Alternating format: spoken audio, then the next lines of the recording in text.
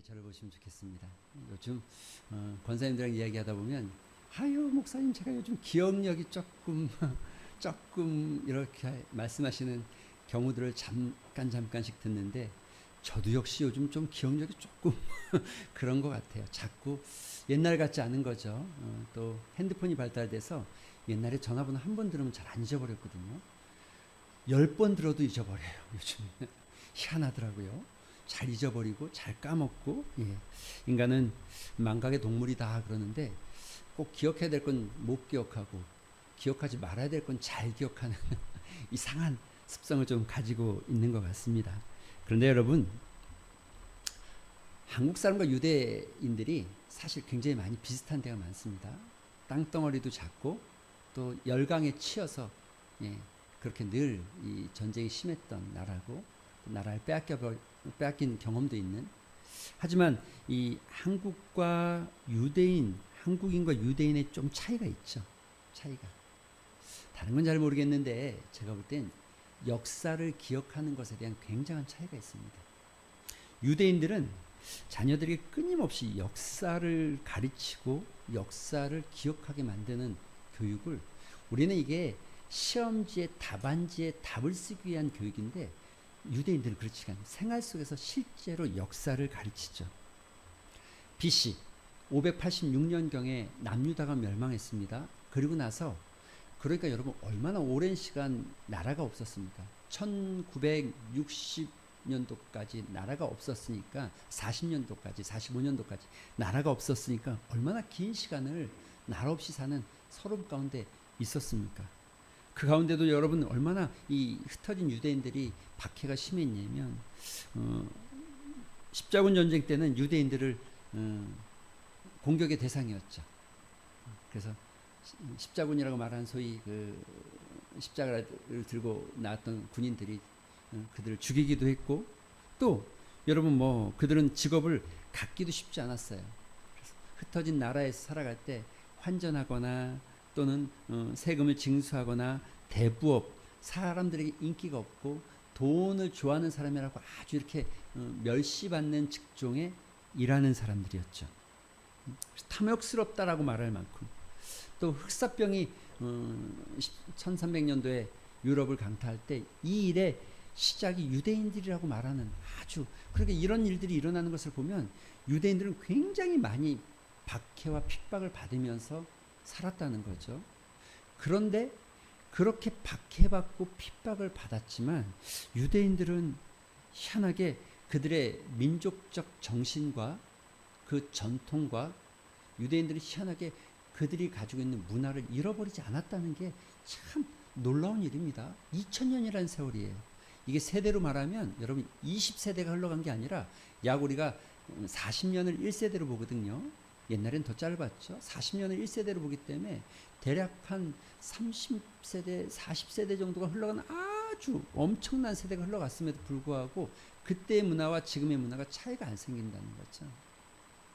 아마 이 문화가 왜 이렇게 차이가 안 생겼을까? 이 유대인 문화를 연구했던 현영수 박사는 이게 유대인들에게만 있는 특별한 게 있는데 수직 문화라는 거예요. 수직 문화. 우리는 수평 문화잖아요. 그래서 또래끼리 지내고 또래끼리. 여러분 요즘 우리 친구들이 가장 많이 그 조언을 듣는 데가 어디입니까? 친구. 가장 친한 친구의 말이 가장 중요하죠. 그런데 유대인들은 친구도 중요하지만 이 수직, 위에서 아래로 전수되어지는 이 문화가 아주 발달되어 있었고 그것이 있었다는 거죠. 왜 그럴까? 여러분 성경에는 이렇게 기록되어 있습니다. 신명기 37장에 보면 이렇게 기록되어 있죠. 옛날을 기억하라. 역대 연대를 생각하라. 내 아버지에게 물으라. 그가 내게 설명할 것이고 내 어른들에게 물으라. 그들이 내게 이르리로다. 그리고 여러분 역사 속에서 부모는 자녀에게 끊임없이 설명해 줘야 하는 거죠. 이야기해 줘야 하고 또 말해 줘야 하는 거죠. 그래서 세대 간의 격차가 우리처럼 생겨나지 않는 것 같아요. 많이. 흩어져 있는 유대인들이 다 모였을 때 그들이 각자 전수한 문화가 동일했기 때문에 나라를 이루는데 크게 어렵지 않았어요. 하나님의 말씀을 따라서 그들이 전수하기 시작했다는 겁니다. 두 번째는 현영수 교수는 이렇게 이야기하죠. 그들은 아마 어른들이 가졌던 지혜와 경험, 그러니까 그 어려운 순간들을 겪고 살아왔던 이것을 묶어놓은 책이 여러분 탈무드라는 책이죠. 탈무드는 그냥 좋은 이야기가 쓰여져 있는 것이 아니라 삶의 말씀을 따라 살았던 삶의 지혜를 묶어놓은 책이 탈무드죠. 물론 그 안에 예수 그리스도는 존재하지 않습니다. 그것이 우리와 차이가 있는 것이죠. 그런데 그래서 그들은 이 어른들의 삶의 경험과 지혜를 배우는 것이 마땅하다라고 생각했다는 거예요. 이런 것들이 유대인들로 하여금 그들의 역사를 만들어내고 세계에서 불과 0.2%뿐이 안 되는 인구임에도 불구하고 여러분 노벨 평화상을 탄 사람이 200명 가까이 되어지고 이 지금 우리가 살고 있는 이 글로벌 사회를 움직이는 보이지 않는 손이고 경제를 움직이는 보이지 않는 손이 되어졌다라고 말하죠. 여러분 오늘 본문에도 그 시작과 같은 이야기들이 나와져 있는 겁니다. 이스라엘 백성들이 드디어 광야 40년의 세월을 마치기 시작합니다. 그리고 요단강을 건너가기 시작합니다. 요단강을 건너가는 방법이 이랬습니다. 법궤를 메고 제사장이 요단의 물에 발을 들여놓자 법궤가 흐르던 물이 멈추기 시작했습니다. 그리고 법궤를 메던 그 제사장들이 요단 가운데, 강 가운데 서 있었습니다. 아마 제가 판단해 보기는 요단강을 저도 가봤는데 제가 갔을 땐 우기가 아니라 건기였기 때문에 물이 많지 않았어요. 마치 여러분 우리 남강을 좀 생각해 보면 좋을 것 같은데 남강이 지금은 가운데 강 폭이 요만큼뿐이 안 되지만 예전엔 이 하대동 일대도 비가 많이 올 땐 다 잠길 만큼 강폭이 넓었잖아요. 거기도 우기가 되어지면 흐르는 강물이 어마어마하게 넓어지거든요. 그런데 그 가운데 딱 제사장들이 서 있었다는 거죠. 흐르던 물이 멈추기 시작했어요. 아니 역류에서 올라가기 시작하는 것 같아요. 그리고 요단에 이스라엘 많은 백성들이 200만 명이나 되는 백성들이 다 건너갈 동안 그들이 서 있었어요. 그런데 다 건너간 후에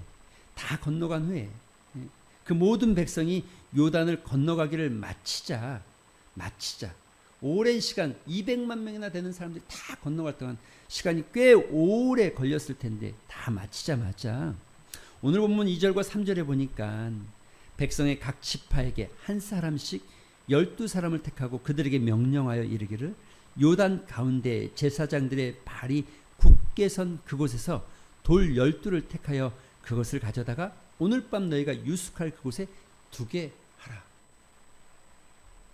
여러분 이런 일들을 다 건너가기를 마친 다음에 다시 요단강가로 들어가서 그 가운데 있는 돌들을 들고 왔어요. 들고 왔는데 여러분 성경에 보니까 어깨에 메고 왔다고 쓰여져 있어요. 그러니까 이게 작은 돌은 아닌 것 같아요. 그런 전에 들었던 뭐 자갈 같은 돌은 아닌 것 같아요. 어깨에 멜 만큼 큰 돌.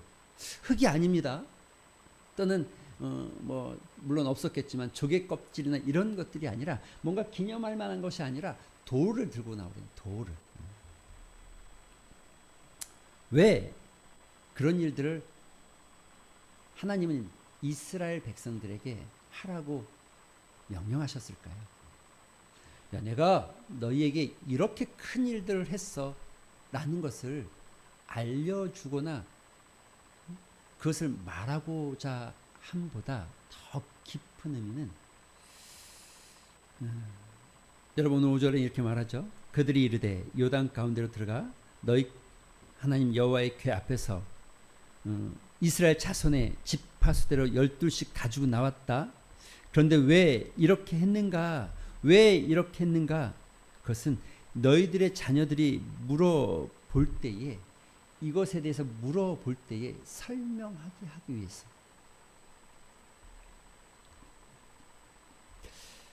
그러니까 하나님께서 이스라엘 백성들에게 행하신 큰 은혜를, 큰 기적을 너희는 경험했지만 너희 자녀들은 잊어버릴 수 있기 때문에 그들이 알게 하기 위해서. 여러분 돌은 큽니다. 큰 돌을 들고 나온 거예요. 왜 돌이었을까요? 없어지지 않고 이게 달아 없어지지 않고 단단한 거죠. 오랜 시간 버틸 수 있는 거죠. 그래서 돌이 필요했던 거죠. 여러분 읽지 않았지만 23절과 24절에 이렇게 쓰여져 있습니다. 너희 하나님 여호와께서 요단물을 너희 앞에서 마르게 하사 너희를 건너게 하신 것이 너희 하나님 여호와께서 우리 앞에 홍해를 말리시고 우리를 건너게 하심과 같았나니 이는 땅의 모든 백성에게 여호와의 손이 강하신 것을 알게 하며 너희가 너희 하나님 여호와를 항상 경외하게 하기 위해서, 기억하게 하기 위해서. 사랑하는 성도 여러분, 가정을 사랑한다는 것, 여러분 다 가정을 사랑하시죠? 저도 가정을 사랑합니다.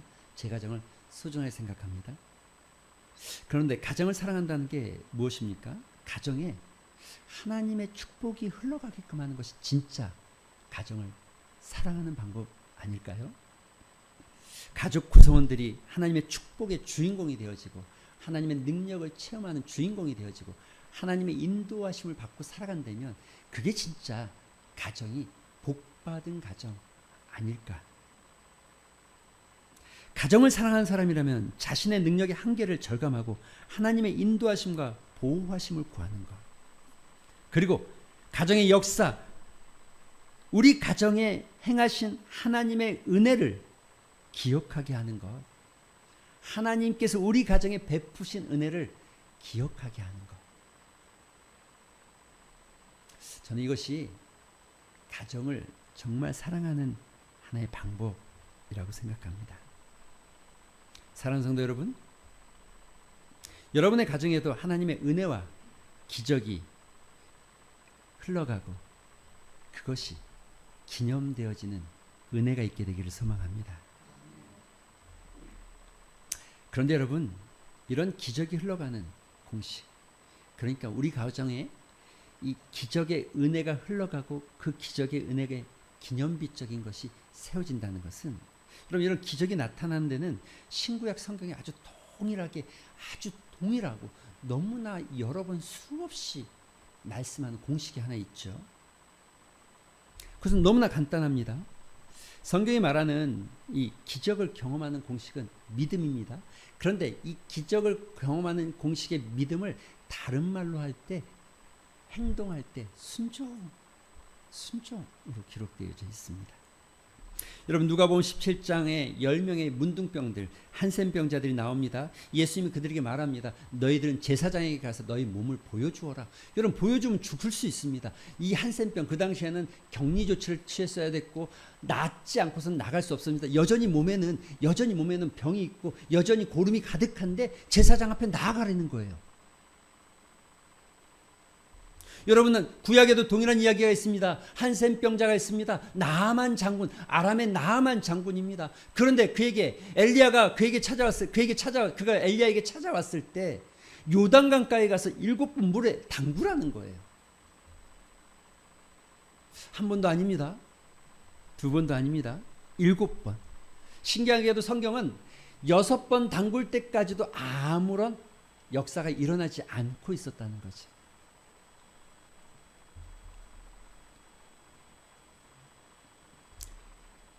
밤새 고기 한 마리도 잡지 못했던 베드로, 피곤한 몸으로 그물을 싣고 있는데 예수님이 그에게 다가옵니다. 베드로야, 깊은 데로 가라. 그리고 그물을 내려보아라. 아, 주님, 밤새 고기를 잡았는데 한 마리도 잡지 못했습니다. 내가 이 지역을 너무너무 잘하는데 오늘은 아니에요 라고 말하지 않고 베드로가 이렇게 말합니다. 내가 밤새 고기를 잡았지만 한 마리도 잡을 수 없었지만 그러나 말씀에 의지해서 말씀대로 순종해서 그물을 내리리이다. 여러분 그때 어떤 일이 일어났어요? 제사장 앞에 섰던 그 문둥병자들은 앞에 섰을 때에 자기가 낫게 된 것을 알게 되었어요. 7번 물가에 들어갔다 나올 때에 그들의 나아만 장군의 몸이 깨끗함을 경험하게 됐죠. 깊은데 그물을 내렸을 때에 올릴 때는 정말 찢어질 만큼, 자기는 밤새 잡았으나 하나도 못 잡았던 그 고기들이 찢어질 만큼 잡혀졌다라고 성경은 기록하고 있죠. 오직 말씀에 의지해서 순종함으로 나아갔더니 그런 일들이 일어났다는 거예요. 여러분, 가나안 혼인잔치, 예수님께서 첫 이적을 베푸신 가나안 혼인잔치를 기억하십니까? 잔치집에 포도주가 떨어졌습니다. 이런 신뢰와 이런 민망함이 있을 수 없습니다. 어머님이 찾아왔습니다. 야, 포도주가 떨어졌는데 어떻게 할 수 있는 방법이 없겠느냐? 예수님 말씀하십니다. 왜 나한테 이런 것들을 부탁하려고 하십니까? 나와 무슨 상관입니까?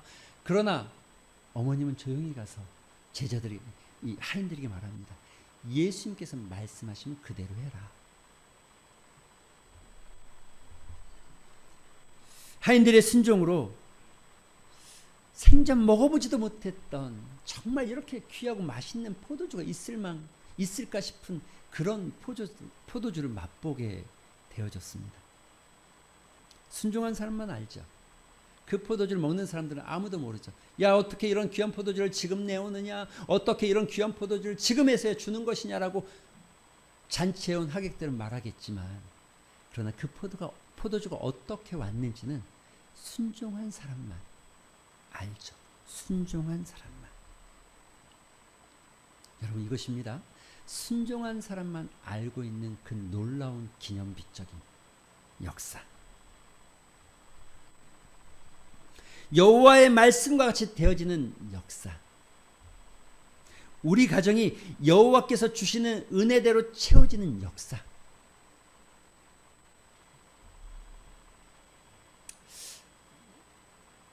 그런 기념비적인 이야기들이 저는 여러분의 가정에 좀 흘러가게 되길 소망해 봅니다. 그리고 그 이야기가 나에게서 끝나는 것이 아니라 내 자녀들에게 이야기가 되어지고, 우리 가정이 이렇게 세워진 것이 그저 되어진 것이 아니라 하나님의 은혜였다는 것을. 여러분, 읽진 않았지만 여호수아 4장은 3장과 같이 연결되어 있는데 3장의 이야기를 빌려올 수 우리가 봐야 할 필요가 있습니다. 3장에 보면 3장 3절과 4절에 보면 이렇게 기록되어 있습니다. 그리하면 너희가 행할 길을 알리니 너희가 이전에 이 길을 지나가지 못하였다. 이전에 이 길을 지나가지 못한 새로운 길을 가게 될 것이다. 물론 그렇죠. 이스라엘 백성들은 한 번도 경험해보지 못한 이 광야의 40년 세월을 보냈습니다. 40년 동안 그곳에 있다가 이제는 가나안 땅이라고 들어가는데 그곳 역시도 낯선 땅입니다. 한 번도 경험해보지 않은 땅. 그런데 여러분, 우리가 산다는 것, 인생이 뭡니까? 인생 사실 가보지 않는 것, 살아보지 않은 것. 우리가 오늘 이렇게 살았다고 내일은 똑같을 것이라는 장담할 수 없는 게 인생 아니겠습니까? 인생은 늘 가보지 않은 길, 새로운 길을 가는 것 아니겠습니까? 반복되는 것은 있을 수 없습니다. 늘 새롭고 늘 다를 수밖에 없는 가보지 않은 길을 걷게 되는 거죠. 하나님께서 요단강을 건너는 그들에게 너희가 이전에 한 번도 지나보지 않은 길을 걷게 될 것이다 라고 말씀하고 있는 이 말씀의 의미가 무엇입니까? 그 말씀의 의미는 너희가 한 번도 가보지 않았지만 내가 너희와 동행할 것이라는 약속입니다. 그 약속의 징표를 뭘로 보여줍니까? 요단강을 건너면서 보여주는 거예요. 내가 이 요단강 물 앞에 너희와 함께 있었다는 것을 기억하라는 거죠. 내가 이 요단강이 우기였기 때문에 범람하는 시기에 그 요단강을 건너가면서 그곳의 도를 기념하면서 내가 너희와 함께, 지금도 함께 있을 것이고 앞으로도 너희와 함께 할 것을 기억하라는 거죠. 여러분, 앞으로 함께라는 의미가 무슨 의미입니까? 내 시대에 내 나이 때까지가 아니라 나와 내 자손들에게 너희가 사는 그 땅에 영원토록 내가 너희와 함께 하겠다는 거죠. 그래서 7절에 이렇게 말하죠. 내가 모세와 함께 있었던 것 같이 너희와 함께 있을 것을 그들이 알게 될 것이다. 누가요? 너희의 후손들이 알게 될 것이다.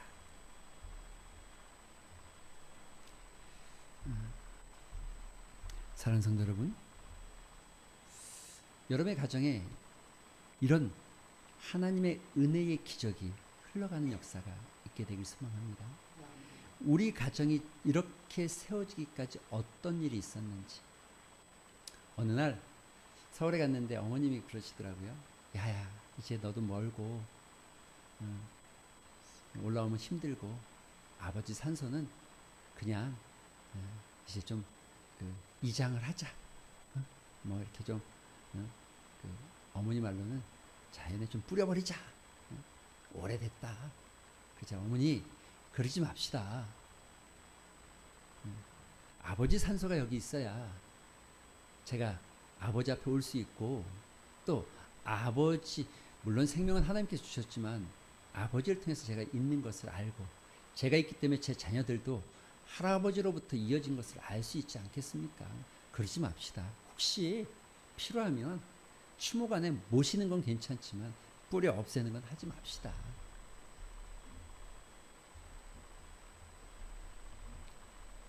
아이들이 기억하지 못할까봐, 너가 여기 살고 있는 이유가 뭔지, 너가 어떻게 이 땅 가운데 있는지, 너가 어떻게 지금 이런 은혜를 누리고 살아가는지를 기억하지 못할까봐 그런 마음이 좀 들어졌던 때가 있습니다. 얼마 전 한 신문을 보니까, 인터넷에서 신문을 보니까 이런 이야기가 있더라고요. 유교 참전용사가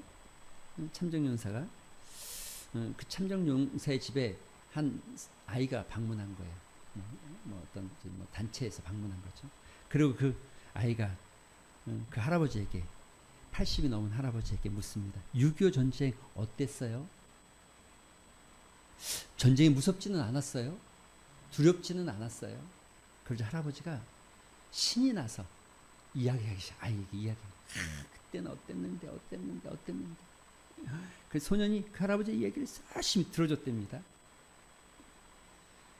그렇게 그들의 만남이 끝나갈 쯤 할아버지에게 소년이 작은 꽃다발과 선물을 전달했답니다. 그러자 할아버지 가슴에 있는 이 대통령 무훈장을 딱 띄어서 아이 가슴에 달아주더라는 거예요.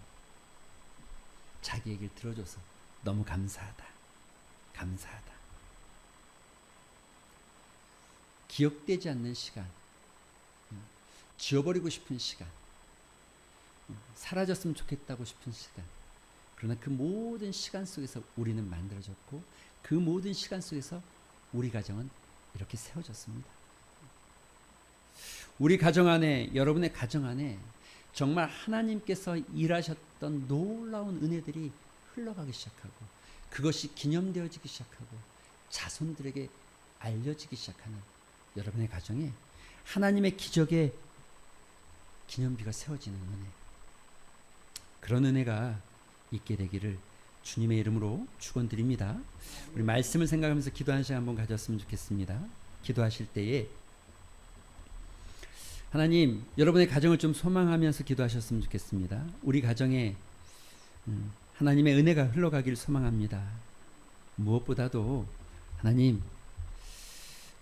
하나님께서 우리에게 베푸신 그 크신 은혜와 그 놀라운 기적들을 잃어버리지 않게 하여 주시옵소서. 기억되게 하시고 그 기념비가 자녀들에게 전수되어지고 들려지게 하여 주시옵소서. 그런 소망함이 있었으면 좋겠습니다. 또 더 나아가서 이런 마음도 들어집니다. 우리 교회가 여기까지 세워지기까지 얼마나 많은 성도들의 헌신과 노력과 수고가 있었는데 그것이 잊혀지지 않았으면 좋겠습니다. 그 수고가 기억되지 않는 일이 되지 않았으면 좋겠습니다. 새로운 일꾼이 세워지는 것도 중요하지만, 그러나 40년간 이 지역을 지킨 우리 교회 안에 수많은 사람들의 헌신과 또 하나님의 은혜가 있었던 것을 우리가 기억하고자 하는 마음으로 이 시간 말씀을 생각하면서 잠시 한번 우리 기도하는 시간 가졌으면 좋겠습니다. 기도하겠습니다. 아버지 감사합니다. 주님,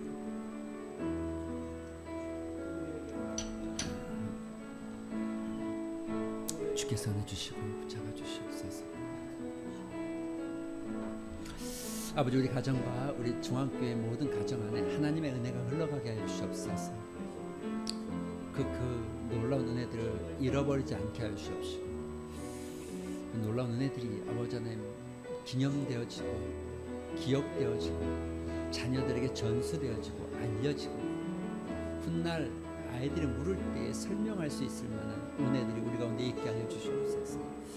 아버지, 우리 교회가 또 새로운 일꾼들을 뽑습니다.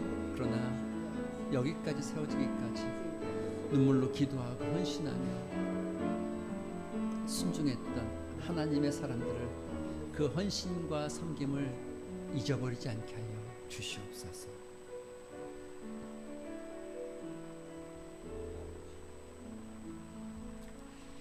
하나님,